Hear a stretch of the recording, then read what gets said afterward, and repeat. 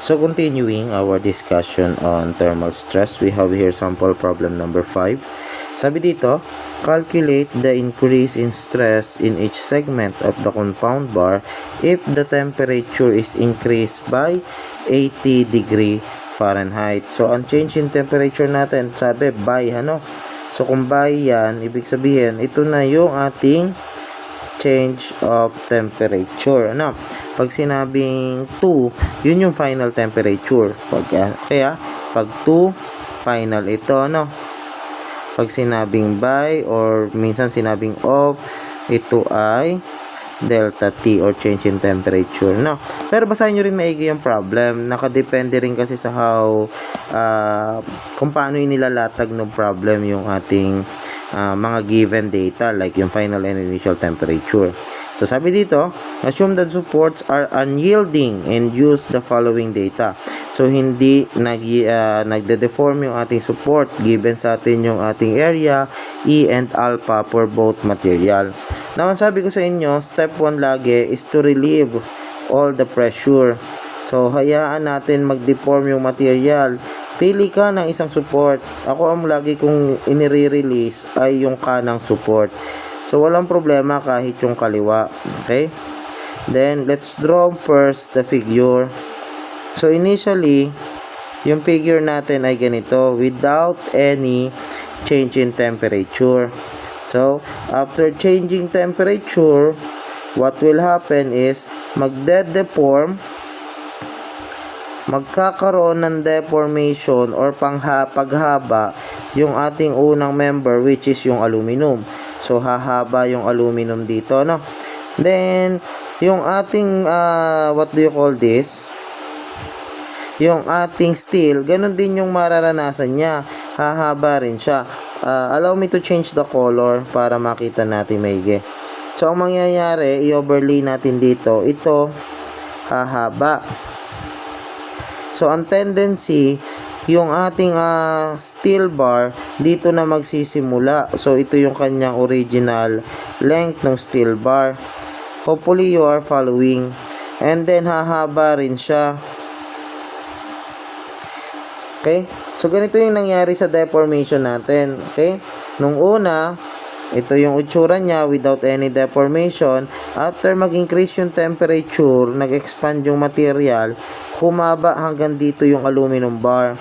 So ang tendency, ipupush niya yung ating steel bar para dito na magsimula sa dulo niya, sa dulo ng kanyang deformation. So this white one is still the original length of our steel bar, yung 15 inches. Then after the temperature change, nagkaroon siya ng sariling deformation. So this is step 1. Inallow na nating mag-deform yung material kasi wala nang pumipigil sa kanya. In this case, dalawang material yung nagde-deform.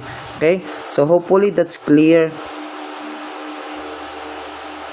Next, sabi sa step 2, mag-a-apply tayo ng imaginary force para ibalik siya sa kanyang original condition. So ito si PS at ito naman si P aluminum, yung force na nagbabalik sa aluminum. So if this distance right here, okay, from here to here, ito yung ating thermal deformation ng aluminum. At itong distance naman na to, this is the thermal deformation naman ng steel. Now, pag ibinalik ng forces natin, ng imaginary forces, this one is the thermal deformation due to PS.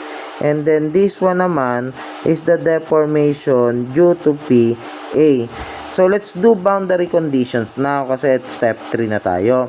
So for the boundary conditions or the compatibility equation na meron tayo, let's sum up lahat ng papunta sa kanan equivalent sa lahat ng papunta sa kaliwa. Okay? Or basically, the summation of all the deformation should be equal to 0. Nakita ko itong ginagawa ninyo. The summation of deformation should be equal to 0. This is correct. That is a proper compatibility equation. Okay? So, kung gagawin natin yan, ang mangyayari, positive sense ay to the right. So, we have delta thermal ng ating aluminum plus delta thermal ng steel is equivalent sa PA or delta PA ng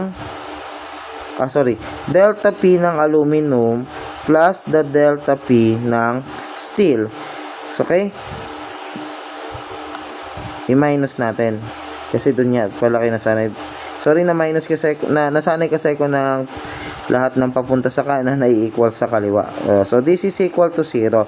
Pareho lang naman yung lalabas. Okay? So, pareho lang yung compatibility equation na naiisip nyo sa naiisip ko. Medyo naka-shortcut nga lang yung sa akon. Okay? So, we can now calculate the thermal deformation. But take note, sir, dalawa po yung unknown natin. Paano kaya natin ito solven? So, definitely, we will gonna need another more equation. Okay? So, let's try. Substitute the given values or substitute muna natin yung formula. We have here alpha, length, delta T ng ating aluminum plus alpha, length, delta T naman ng ating steel, that is equivalent sa PL over AE ng aluminum. Let me correct this one. This should be steel plus PL over AE ng steel. Okay. So, substitute the given values. We have here alpha ng aluminum equivalent to 12.8 times 10 to the negative 6. So, yung una natin, we have here 12.8 times 10 raised to negative 6 per degree Fahrenheit.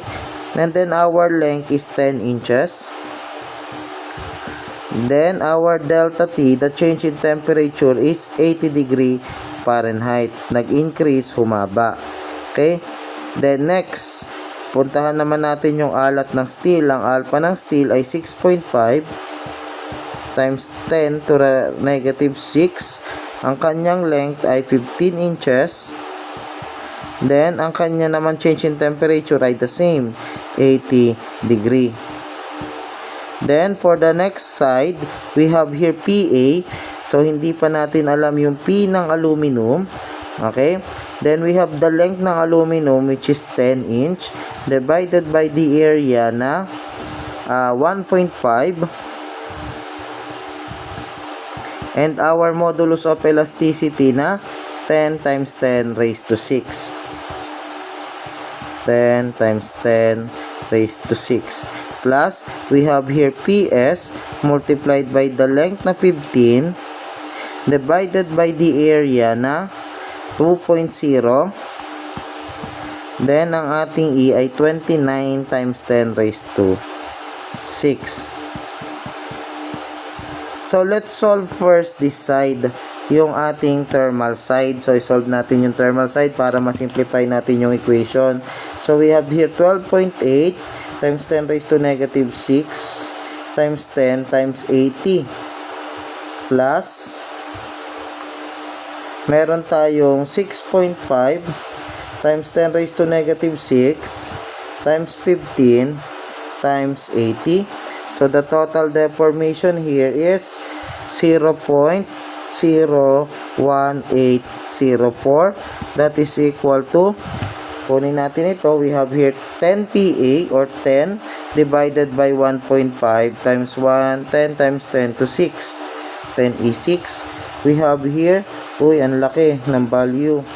Oh, so big, so big.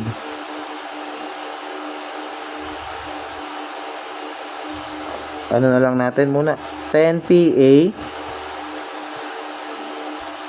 over 15 times 10 to 6, pareho lang naman yan, 1.5 times 10 E6. We have engineering notation, 15 times 10 to 6 plus 15 PS times 2 times 29 times 10 to 6. We have engineering notation ulit natin, 58 times 10 raised to 6. Yung engineering notation, yun yung ENG sa inyong mga calculator. So, we have now our first equation for PA and PS. Now, holy fuck,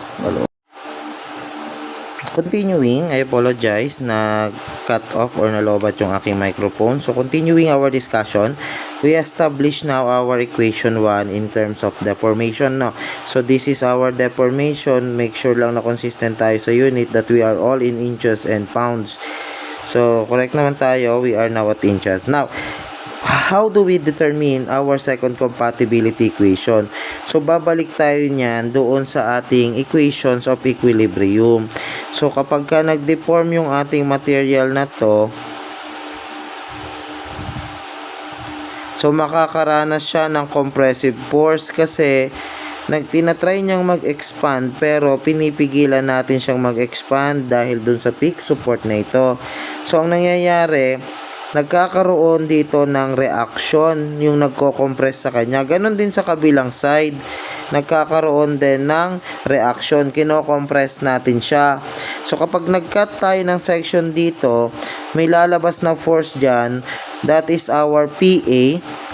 At kapag nag-cut tayo ng section dito, taking this side naman, meron tayong PS. So, ang nangyayari is, if this is our peak support, ito si PA at ito si R1. Then on the other side naman,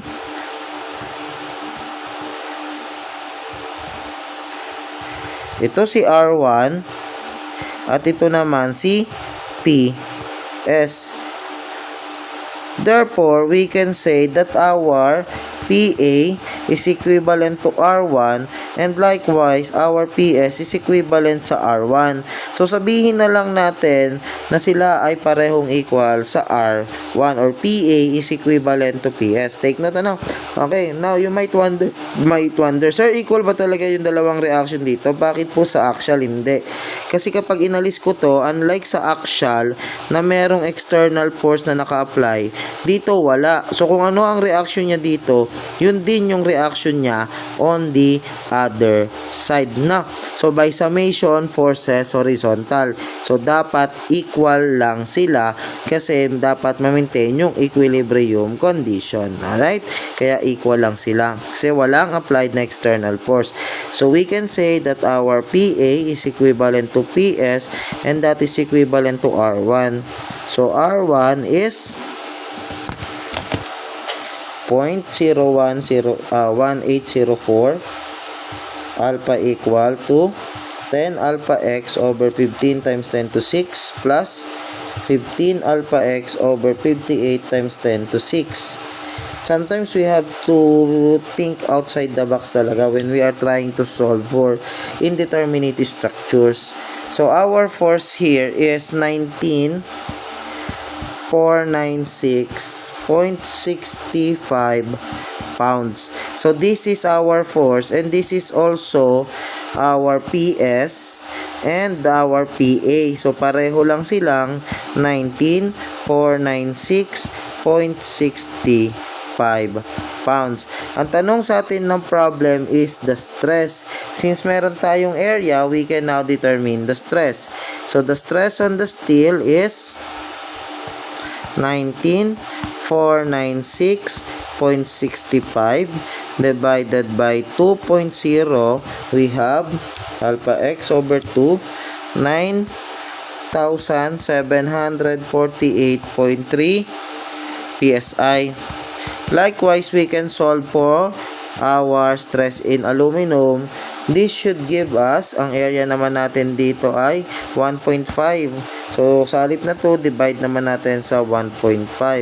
19,496.65 over 1.5. That is 12,997.764 psi. At ito yung answer natin for this problem. Okay, the way we solve the problem is always based on how we draw the figure. Kasi merong isang pang way to draw this figure. Ang isang ginagawa ko dito, since dapat kung magde-deform sila, magbi-meet yung deformation nila sa isang point. Let's say ito. Okay? So, ang mangyayari dito, yung isa mag-e-expand, let's say si aluminum pupunta dito, si steel dapat liliit dito, mawawala yung part na yan ng steel. So that is one compatibility equation na ginagawa ko. Pwede rin naman yan. Yung iba naman ang ginagawa, nagkakaroon, ina-allow sa both sides. Sabi ko nga, hindi ko ina-advise lagi na both side, no? Nasa sa inyo. Isanayin nyo lang muna yung sarili nyo na one side, and then pag na-master nyo na, pwede ng both side. So, yung isang paraan is, ito yung delta thermal ng steel, ipupush siya ng PS, okay?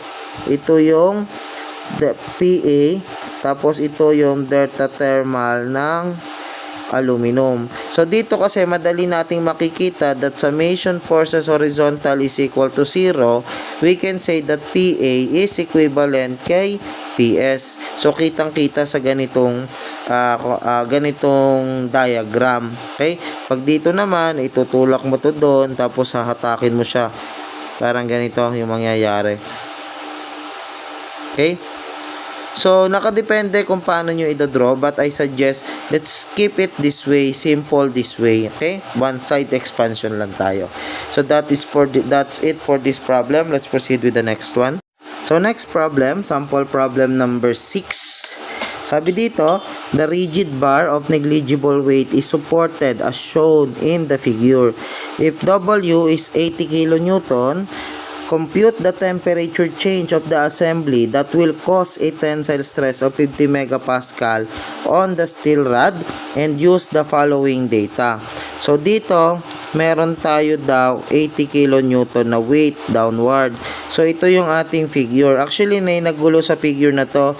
Lagi ko kasi pinaparedraw kay Gemini into a more realistic. Merong naging gulo. Dapat dito yung 1 meter. But anyways, let's answer it this way. Let's try to analyze yung maling nangyaring ito. Okay, kahit naman mali, given naman lahat ng data, so kaya natin tong i-analyze. So, i-draw natin. Naka-pin support tayo dito. So, kung pin support, makakapag-rotate yung ating member. So, ito yung member natin. Naka-pin tayo dito. Original condition, horizontal. Okay. Next, meron daw tayo ditong supports. Since may force tayo dito na W, or let's say 80 kN na siya. Okay. Then, meron tayong bronze na mas mahaba, 3 meters, na hindi naging mukhang mas mahaba. Thanks, Gemini. Okay. This is a fixed support. So, ito ay 1.0. Ito naman ay 2.5. At ito naman ay 1.5 meters. Okay. So, ang sabi ng problem, kailangan daw magkaroon ng stress na 50 megapascal dito sa ating steel rod. So, ang una natin gagawin dyan is we can try to solve for the equilibrium equations para doon sa mga forces. Di ba ang mangyayari dito, magkakaroon ng mga tensile force kasi kailangan nating buhatin yung W. That is our assumption. Magkakaroon ng PB dito, magkakaroon ng PS. Now, by taking summation moments, let's call this point A. Summation moment at A is equivalent to 0. Okay? Assuming clockwise positive or counterclockwise positive na lang tayo. Ay, shit, nalolobat. Alright, nalobat na naman.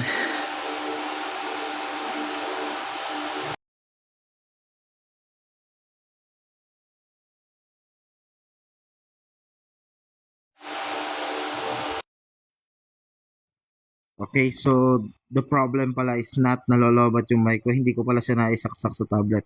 Kaya hindi maganda yung audio. But anyways, let's continue. So we have here summation forces on A is equal to 0. Palitan natin, gawin natin counterclockwise positive. So that positive si PS at si PB. So we have here PS, ang moment arm niya ay 1. Plus meron tayong PB na ang moment arm ay 5 PB.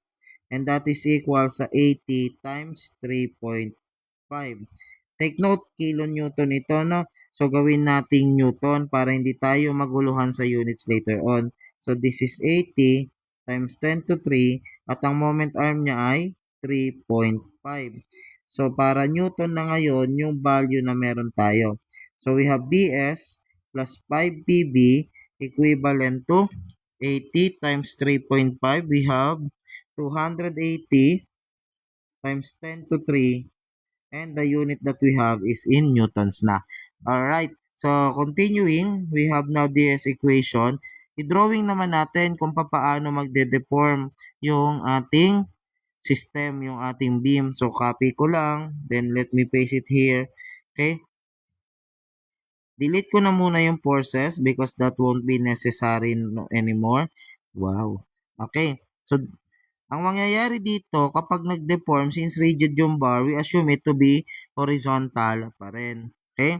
So, dito, meron tayong deformation ng steel. So, at this point, again, ito yung ating deformation ng steel. Then, at this point, meron tayong deformation ng bronze. Okay? So, ang kailangan natin is humanap ng compatibility equation ng kanilang mga deformations. And kung titingnan natin, pwede tayong gumamit ng similar triangle or ng ratio and proportion. Meron tayong maliit na triangle at ito yung kanyang vertices. At meron tayong malaking triangle na ito naman yung kanyang vertices. Sabi natin sa similar triangle, ang ginagawa natin is yung height dinidivide natin sa length. So, sa maliit na triangle, that is delta S, over the length na 1.0. Para naman sa ating malaking side, that is delta B, over ang total length natin ay 5.0. Okay? So, therefore, we can say that our delta S is delta B over 5. But take note, yung deformation na to, according to the problem, is hindi lang dahil sa 80 kN. Yung deformation sa bronze, that is the deformation due to P ng bronze plus deformation thermal ng bronze. Likewise, pagdating sa steel, that is also the deformation ng P sa steel plus the deformation thermal ng steel. Okay? So, i-substitute natin yan on this problem. So, our delta S is delta PS plus delta TS. That is equal sa 1 over 5 ng delta PB plus delta TB. Alright. Then substitute the formula. This will be PS, LS, AS, ES. Okay?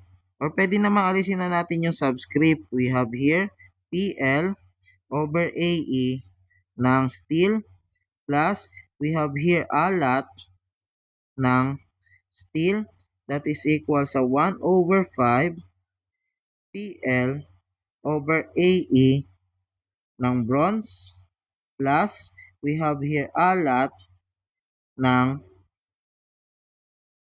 may bracket naman sa dulo. Dito ko na lang ilalagay ng bronze. Okay. So, let's substitute the values that we have. So, meron tayong data for steel, medyo malayo lang. But the length is 1.5 meter. So, we have here PS or this portion, we can call this sigma S. Okay? So, stress sa steel multiplied by the length. Our length is 1,500 millimeters. Kasi Newton ito, millimeters ang partner niya para megapascal tayo. 1,500. Ang E natin ay 200 gigapascal over 200 times 10 raised to 3 plus, okay, our alpha is 11.7 times 10 to the negative 6. So, plus 11.7 times 10 raised to negative 6. Then, our length is again 1,500. Hinahanap natin yung magiging change in temperature. Okay? That is equal sa 1 over 5. We have the stress ng bronze. Length ng bronze, if I'm not mistaken, 3 meters. So, this is multiplied by 3,000 divided by E ng bronze, which is 83 times 10 raised to 3 megapascal. Again, consistency of units is very important. Plus our alpha is 18.9. So we have here 18.9 times 10 raised to negative 6. The length is 3,000. Then the change in temperature is unknown. The problem here is alam natin yung delta S. According to the problem, ang magiging tensile stress daw sa steel dapat ay 50 megapascal. So, we can substitute 50 here. 50 megapascal. Since consistent tayo sa unit, let's say na 15 megapascal pa rin siya. Okay? Ang problema, hindi natin alam si delta T at unknown din si delta B. So, babalik tayo dito sa ating equation na to. Diba, naalala natin yung formula sa stress, that is P over A. So, yung P natin dito, we can say that that is stress area. So, yung ating PS, that is delta, sigma S, AS, plus 5, sigma B, AB, equivalent to 280 times 10 to 3 Newton. Okay? So, therefore, kung gusto nating isolve si sigma B, sigma B, sigma B, so we have 280 times 10 to 3 Newton, magiging minus si sigma SAS all over 5 area ng B. Whew! God! Kunin natin ito, si OSAS. Okay? So, again, nag-transpose lang tayo para makuha si delta B para ma-substitute natin dito so that ang atin na lang unknown ay isang variable. So, our delta B now, if we substitute here, since alam natin yung itong sigma S, this will be 280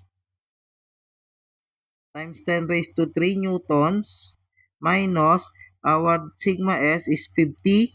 Then our area is, ang area ngayon natin dito ay, balikan ko lang area. Area ng steel, 300, 1/4 naman sa bronze. So this is 300 over 5, 1,400 sa bronze. So we can say that our sigma B is 280 times 10 raised to 3 minus 50 times 300 divided by 5 times 1,400. So we have here 37.87 or 857 megapascal. So alam na natin yung B, delta T na lang yung unknown. So we can solve for delta T kapag sinubstitute natin ito dito. Okay? So ito ay 50 megapascal. Ayun. So we have 50 times 1,500 over 200 times 10 to 3. Hopefully, wala tayong typo. Plus 11.7. 11.7 times 10 raised to negative 6 times 100. 1,500x. Alpha equal. Take note, may 1/5 sa labas. Then, our B is 37.857 multiplied by 3,000 over 83 times 10 to 3. Then, meron tayong plus 18.9 times 10 raised to negative 6 times 3,000 alpha x. Shift solve tayo, saktong-sakto. Let's say, assume ako ng value na 50 megapascal, 50 degree lang yung ibinaba ng temperature. So, the answer should be negative 16. So, the answer is negative 16.318 degree Celsius. So, dapat yung temperatura natin ay bumaba ng 16.318. So, our assumption may be mali. Pero tama yung value ng nakuha natin, 16.318 degree Celsius. So, para bumaba yung ating stress or para makakuha tayo ng 50 megapascal, kailangan pababain natin yung temperature. Mag-contraction ng konti, mabawasan yung stress. We can double check that by taking or by getting the stress dahil doon sa force. So kung kukunin ko yung stress sa force, Again, yung stress sa force lang, tapos i-compare lang natin, ano? Tapos na tayo mag-solve, gusto lang nating i-prove ng konti yung ating sagot. Okay? So, tanggalin ko yung lahat ng thermal. Okay? The reason kung ba't aalisin ko yung thermal is gusto ko lang malaman yung stress sa member natin due to the load na 80 kilonewton. Tama ba ako? 80 kilonewton? 280. Uy, my God. Tama. 80 kilonewton. Ayun, naging 280 lang siya. Kinabahan ako ng konti. So, i-substitute ko na yung delta B. Meron tayo ditong 37.857.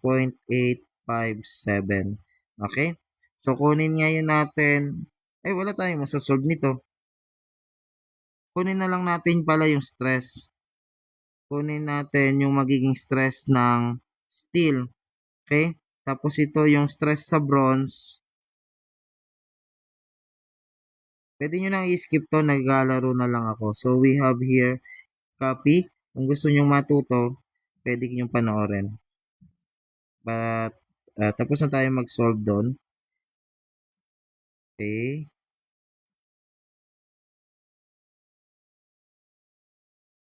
Ayun. So, kinuha ko lang yung value ng bronze, nilagay ko lang dito para we get ayun pala yun, oh. Para makuha natin yung sigma sa steel or yung stress sa steel. Tapos, lagay na natin yung mga value ng area.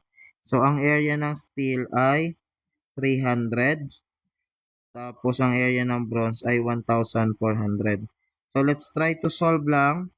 So, the stress ng steel, kung walang thermal deformation, ang stress natin ay 1,500 alpha x over 200 times 10 to 3. Alpha equals so 1 over 5 multiplied by, we have here 280 times 10 to 3 minus 300 alpha x over 5 times 1,400 multiplied by, multiplied by 3,000 rather over 83 times 10 to 3. Kung wala akong syntax na naimali, ang stress dapat sa steel ay 301,487 megapascal. I think may mali ako sa syntax. Let me just check. 1,500 over 200 times 10 to 3. Ayun, 2,280 yung nailagay ko. Shift solve. We have 37.024 or 025 megapascal. Kung walang temperature change, ang stress sa steel natin ay 37. And according to the problem, dapat daw ito ay gawin nating 50 megapascal. So, taasan natin. So, kung ito ay tensile na, para makapag-develop pa tayo ng tensile, ibaba pa natin yung temperature para madoble yung tensile. So, kailangan natin siyang ibaba ng 16.318. Okay? So, ang remaining natin dito ay 50 times minus 37.025. So, ang kulang na stress natin ay 12.975. Ito dapat yung magko-constitute doon sa thermal change. So, ito yung kailangang habulin ni thermal change. Okay? The last problem under thermal deformation. Sorry, may sulat na. But anyways, hayaan na natin to. So, sabi dito, as shown, there is a gap between the aluminum bar and the rigid slab that is supported by two copper bars at 10 degrees Celsius, where delta or the difference in length is 0.18 millimeters. Neglecting the mass of the slab, calculate the stress in each rod when the temperature is increase to 95 degrees Celsius. So, the delta T is 85 degrees Celsius. For each copper bar, may area tayo, may E and alpha. Ganon din naman kay aluminum. Given din yung ating area, E at alpha. Okay. So, similar with our previous problem, I think that was sample problem number 2. We can draw the deformation muna by removing this block. Tanggalin natin yung block, halaan natin mag-deform yung material natin. So kapag nag-deform yung material natin, yung copper hahaba, yung aluminum hahaba, and then yung copper na to hahaba din. So, we can try to compute muna yung deformation due to thermal. So, kunin muna natin yung mga thermal deformation. So, again, thermal deformation muna tayo ng copper. So, that is alpha L delta T. May alpha tayo ng copper which is 16.8 times 10 to the negative 6, yun si micro, yung mu, micro yon, times the length na 750 mm and the change of temperature na 85. So, this is 16.8 times 10 raised to negative 6 times 750 times 85. So, we have a deformation of 1.071 millimeter. Na pagdating naman sa thermal deformation ng aluminum, we have alpha, length delta T pa rin ang formula natin. So, our alpha ng aluminum is 23.1. So, this is 23.1 times 10 raised to negative 6. And yung length niya ay hindi 750. That is 750 minus 0.18 millimeter times 85. So, our delta or change in length due to temperature is 23.1 times 10 to the negative 6, 750 minus 0.18. 0.18 lang ba? 0.18 lang times 85. We have 1.4722 millimeter. So, definitely, mas mahaba yung aluminum. Kung titingnan natin, yung copper may deform on this length lang. Okay? Yung aluminum, magde-deform siya longer. Okay? Possible, yung deformation natin ng aluminum umabot dito. Exaggeration lang. Okay? Let's say umabot dyan. Eh, ang sabi ng problem, rigid daw yung slab, so dapat flat lang yan. Kung hindi sila pantay, somewhere between them, magpapantay dapat daw sila. Okay? So, ano yung mangyayari kung dapat magpantay sila? So, ang mangyayari po is hihilahin pa natin itong ating copper. Yung PC ng copper natin or yung P ng copper, hihilahin pa natin sila. So, hindi enough yung thermal deformation lang. Ito naman kay aluminum, kailangan ko siyang itulak. Okay? Let's draw the dimensions. Ito hanggang dito. This is the thermal deformation ng copper. And yung distance na to hanggang dito, that is the deformation due to P sa copper. Pagdating naman doon sa ating aluminum, let me change the color. Gusto ko color etchas. So we have here, ito yung ating thermal deformation ng aluminum, pero ibabalik siya nung ating P. So this is the thermal the actual deformation ng aluminum. So pwede na tayong gumawa ng compatibility equation. So ang compatibility equation natin ay by equating the distances on this level point. So para sa copper, that will be delta T C or delta T plus delta P ng copper. And para naman sa aluminum, that is delta thermal, sumobra siya, kaya binawasan ng delta P aluminum. So, this is our compatibility equation for this problem. Okay? So, kunin natin yung ating formula. Substitute natin. Meron na tayong delta T at delta T ng copper at delta T ng aluminum. So, gamitin na lang natin yan. Hindi naman na magbabago yan. So, this is 1.071, okay, plus, ang hinahanap yata sa atin ay stress.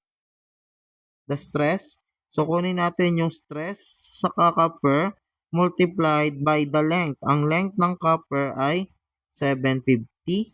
Ang E naman ng copper ay copper E. 120 gigapascal. So, this is 120 times 10 to 3 para maging Pascal. Then, close bracket. Para naman sa kabilang side, our thermal deformation for aluminum is 1.4722.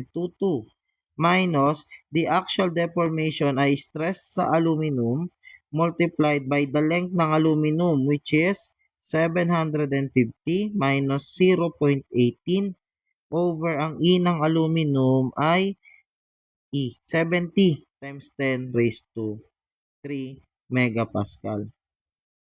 Okay, ang problema, dalawa pa yung unknown natin. Meron pa tayong aluminum at saka copper na stress. Hindi natin alam yan. Okay, so kung babalikan natin, we can use equations of equilibrium or we can use moment to determine. Basically, kahit anong equation of equilibrium to determine yung relationship natin ng forces.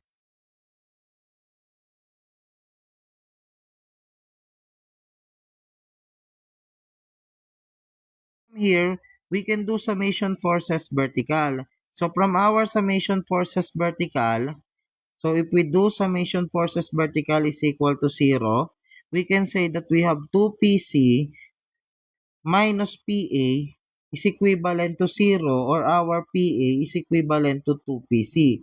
So in terms of stress, this is sigma aluminum, area aluminum, equivalent sa dalawang sigma copper, area copper. So this is one relationship where we can say that our sigma A is 2 sigma C or the stress on the copper, area ng copper over area ng aluminum. Okay, transposition lang tayo. So, i-copy ko lang ito. Let me copy this and paste ko dito. So, we have this equation. Ngayon, if i-fill in natin siya. Yan, medyo namadali ko na because the time is already almost 1 p.m. Okay, and then paste. And then, let's move this one on the side. And isingit natin ito. Ayan, shortcut. Easy. Ang stress ng aluminum ay ito. Okay. Then substitute natin yung given values.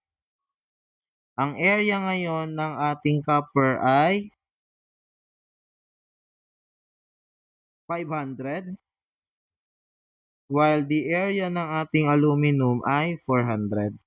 So dito pwede na natin kunin yung stress sa copper. So we have 1.071 mm plus 750x over 120 times 10 to 3. Alpha equal sa 1.4722 minus 1,000, dalawang 500 1,000 alpha x over 400 multiplied by 70 minus 0.18 over 70 times 10 to 3. We have here, shift solve, let's assume a certain value around, let's say, 40 megapascal randomly. Processing, and the stress on copper is 12.146 megapascal, while for the aluminum that will be 2 alpha x times 500 over 400. We have 30.367 megapascal. At ito yung sagot natin sa problem na ito.